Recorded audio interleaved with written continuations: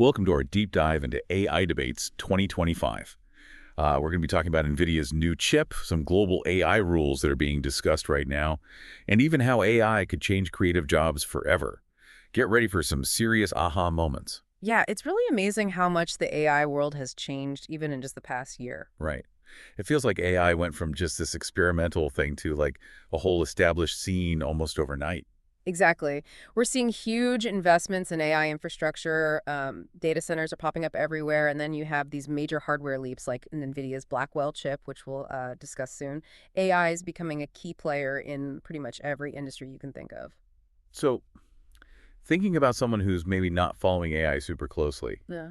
what does this shift really mean for them? Well, that's the big question, right? Everyone's asking this. This acceleration means AI could revolutionize things like healthcare, education, and even how we work. At AI Debates 2025, this was a hot topic. People were really debating both the exciting possibilities and the challenges that come with such rapid progress. Let's dive into one of those advancements, the Nvidia Blackwell chip. It's supposed to be a huge leap in power and performance. It is. We're talking about a 2.5x performance boost compared to what we had before. That means much faster processing and the ability to run even more complex AI models. This is particularly important for something like generative AI. Generative AI, that's the stuff that creates things, right? Like Yeah. AI writing music or making art. You got it. Tools like GPT-4, which can write incredibly human-like text, and DALL-E 2, which creates images from just text descriptions, are already changing the game. But they need a ton of computing power, which is where Blackwell comes in. It basically gives these models the muscle they need to really unlock their creative potential. That's wild. Was there anything about this chip that surprised you? Well, here's a curveball. There was a design flaw discovered kind of late in the game, which Huh. caused a big delay in Blackwell's release. And this actually had a domino effect, impacting big players like Microsoft, Google, and Meta, who are all counting on this technology. Wow, so even a small hiccup can have massive consequences in the world of AI. It really shows how fast this field is moving and how much pressure there is to constantly innovate. It's a reminder that AI development is a complex process with many moving parts. Okay, so we've got this powerful new chip and AI that can create all sorts of content. But what about the people who actually do those jobs? A lot of people are worried AI might take over creative professions. Yeah, it's a valid concern. In the music industry, for instance, over 200 musicians are already speaking out about their rights in the age of AI-generated music. So they're worried about potentially being replaced by AI? That's a big part of it.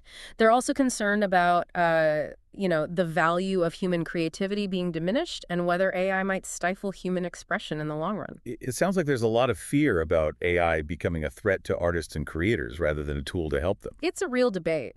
Some see AI as a potential threat, while others see it as a tool for collaboration and pushing creative boundaries. Think of it this way. AI could help artists overcome creative blocks, generate new ideas, or even explore entirely new art forms. So it's not necessarily a black and white situation. It's more about how we use AI and what role we want it to play in creative fields. Precisely. The key is to approach it with a sense of possibility, but also a healthy dose of awareness about the potential downsides. It's a new frontier, and we're all figuring it out as we go. Which brings us to another key point from AI Debates 2025, the need for some kind of global guardrails for AI. Right, because right now it feels like everyone's doing their own thing Yeah. and there's no real consistency. Exactly. We have different countries taking different approaches, which creates a lot of uncertainty and could potentially slow down progress. Can you give us an example of these different approaches? Sure. The EU is aiming for a pretty cautious route with its AI Act, which classifies AI systems based on their risk level. Higher risk applications face stricter rules. It's a detailed piece of legislation, but it's caused some debate about whether it might stifle innovation. So it's that balance, wanting to make sure AI is developed responsibly, but not wanting to put the brakes on progress. Exactly. Then you have the US, which has been taking a more hands-off approach. They're Mhm. focusing more on encouraging innovation and relying on voluntary guidelines. There's a lot of discussion about which approach is better, but there's no easy answer. So at AI Debates 2025, were people leaning one way or the other towards global AI rules or letting each country do its own thing? It was definitely a mixed bag. Some experts strongly believe that we need a unified set of global AI rules to make sure AI development benefits everyone and to prevent a race to the bottom where ethical considerations get lost in the rush to be first. Others were more skeptical, pointing out how hard it is to get countries with different priorities to agree on something as complex as AI. Yeah, it does seem like a pretty daunting task. Right. But if we could pull it off, what would be the benefits of having global AI rules? Well, for starters, it would create a level playing field for companies working in multiple countries.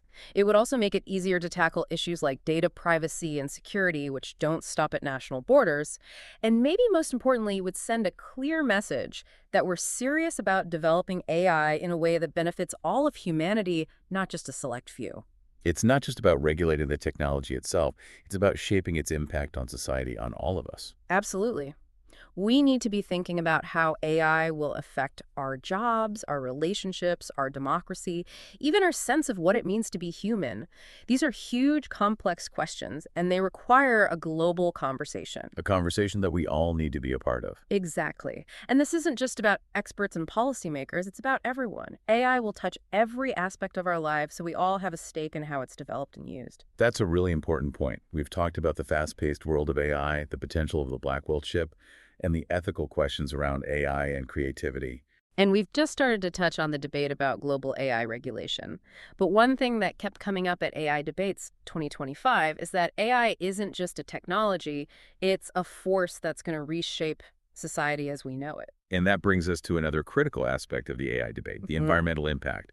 All this innovation comes at a cost, and it's time to talk about the energy footprint of AI advancements. It's easy to get caught up in all the exciting possibilities of AI, but we can't ignore the potential downsides. One of the things people are starting to pay more attention to is AI's energy footprint. As AI models get more complex and need to process even more data, the demand for computing power goes way up, and that translates to a lot of energy being used.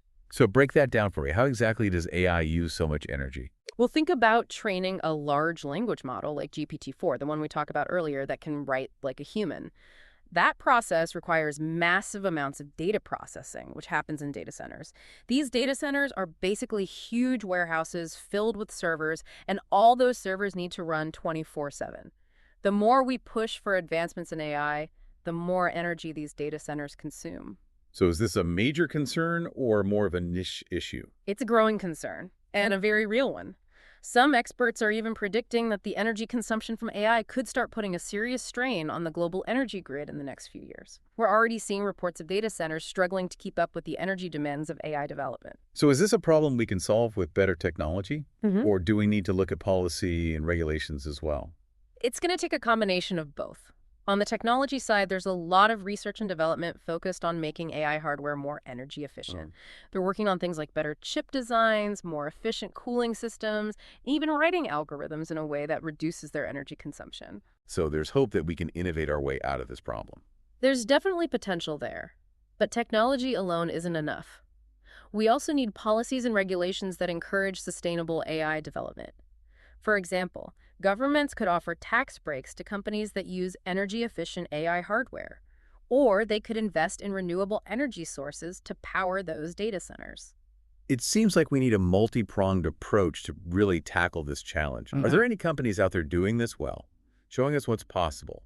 There are some encouraging examples emerging. For instance, some companies are already making the switch to renewable energy sources like solar and wind power to fuel their AI operations.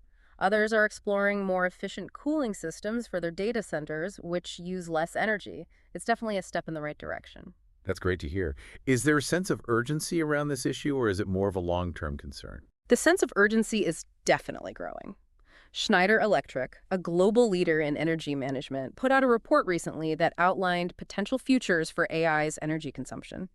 They painted a range of scenarios, from a best-case sustainable AI future where we prioritize energy efficiency to a worst-case blackout scenario where the energy demands of AI lead to an unstable energy grid and even blackouts. Those are two very different pictures of the future. So what we do today will have a big impact on which path we end up on. Absolutely. We're at a critical point, and the decisions we make about AI development and energy consumption are going to have a ripple effect for years to come. It's not just about the future of AI, it's about the future of our planet. So what can everyday people do to make a difference here?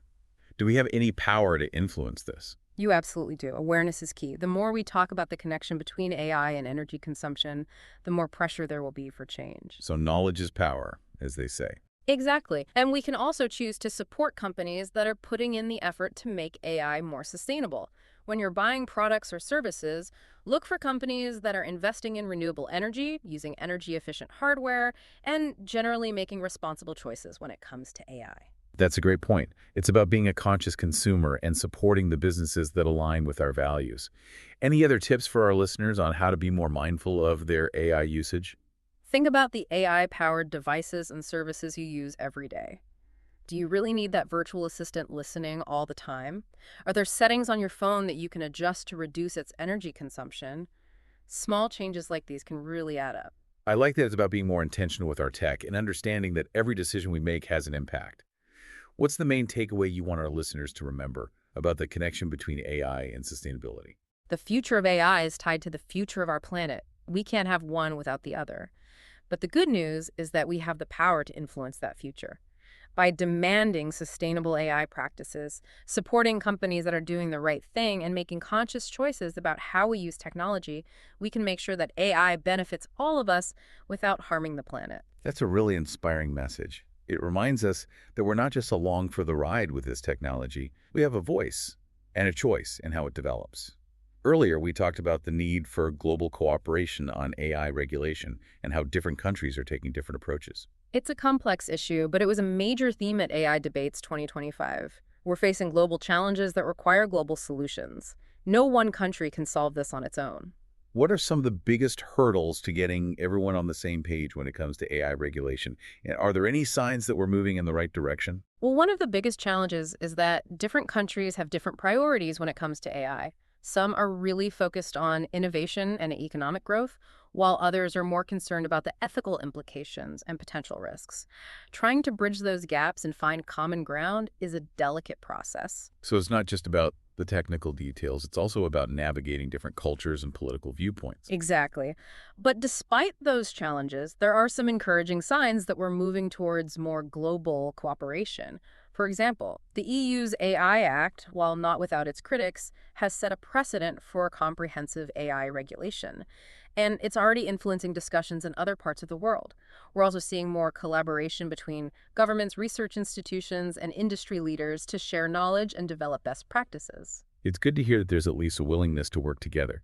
Can you give us Sure. some specific examples of that collaboration in action? Absolutely. One example is the Bletchley Declaration, a joint declaration between the EU and 27 other countries, including the US. It's a commitment to work together on responsible AI development. It's not a legally binding agreement, but it shows that there's a growing understanding of the need for international cooperation. So it's a step in the right direction, even if it's not a formal treaty. Exactly. It shows that there's momentum building towards a more coordinated approach to AI governance on a global scale. Another promising development is the Global Partnership on AI, which brings together 29 countries, including many of the world's leading AI powers, to collaborate on research development and the responsible use of AI. That's a pretty diverse group of countries. What are some of the key areas they're focusing on? Well, they're tackling a wide range of issues, from data governance and the future of work to how AI is used in healthcare and education. One of their main goals is to ensure that AI is developed and used in a way that benefits all of humanity, not just a select few. They're emphasizing a human-centered, ethical, and inclusive approach to AI. So it's not just about preventing the negative consequences of AI, but also about making sure it's used to create a better future for everyone. That's the idea. The partnership recognizes that AI has the potential to help us solve some of the world's most pressing problems, but only if it's developed and deployed in a responsible and equitable way.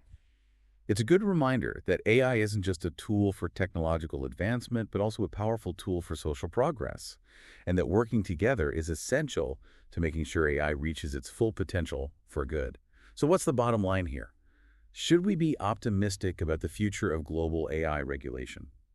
I think cautious optimism is the right approach. The challenges are significant, but so is the commitment to finding solutions.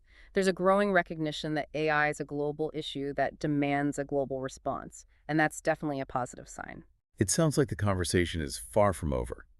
We've covered a lot of ground in this deep dive into AI Debates 2025, from the incredible advancements being made to the ethical challenges and the push for global regulation. One thing that keeps coming back to me is, what does all this mean for us as individuals? How is AI going to shape our lives, our work, our relationships, even our sense of self in the years to come? That's such an important question. We often talk about AI in this abstract way, but at the end of the day, its impact will be deeply personal. It's going to change the way we learn, the way we create, the way we connect with each other, and even the way we understand the world around us. It's almost as if AI is holding up a mirror to humanity, forcing us to think not just about our technological capabilities, but also about our values, our fears, and what we hope for the future. That's a great way to put it. And it reminds us that we have choices to make. We can sit back and passively accept the changes that AI brings, or we can actively shape its development and make sure it aligns with the kind of future we want to see. So it's not about being afraid of AI or blindly embracing it, but about engaging with it in a thoughtful and critical way. Exactly. We need to stay informed, be part of the conversation, and be willing to ask the tough questions. What kind of future do we want to build with AI? What are the ethical boundaries we need to set? How do we ensure that it benefits everyone, not just a select few? These are questions that we as a society need to grapple with. But it's also about individual responsibility. What choices can we make in our own lives to make sure we're using AI ethically and in a way that benefits us and the world around us? There are so many things we can do. We can be more mindful of our data privacy, support companies that are developing AI responsibly, and advocate for policies that promote ethical AI development. We can also take the time to learn about AI, understand its potential impact, and have open and honest conversations with others about what it all means. It's about recognizing that we're not just passive consumers of this technology. We're active participants in shaping its future. And every choice we make, big or small, has an impact. That's a great point to end on. The future of AI isn't predetermined. We're building it together right now. And the more informed, engaged, and empowered we are, the better that future will be. That wraps up our deep dive into AI Debates 2025. We've explored the incredible advancements, the ethical questions, the sustainability challenges, and the global efforts to regulate this rapidly evolving field. But the conversation doesn't end here. We encourage you to keep exploring these topics. Share your thoughts with us on social media at AI for the People, and stay tuned for more deep dives as we continue to navigate the ever-changing world of AI. Until next time, keep learning, keep asking questions, and keep pushing for a future where AI benefits all of humanity.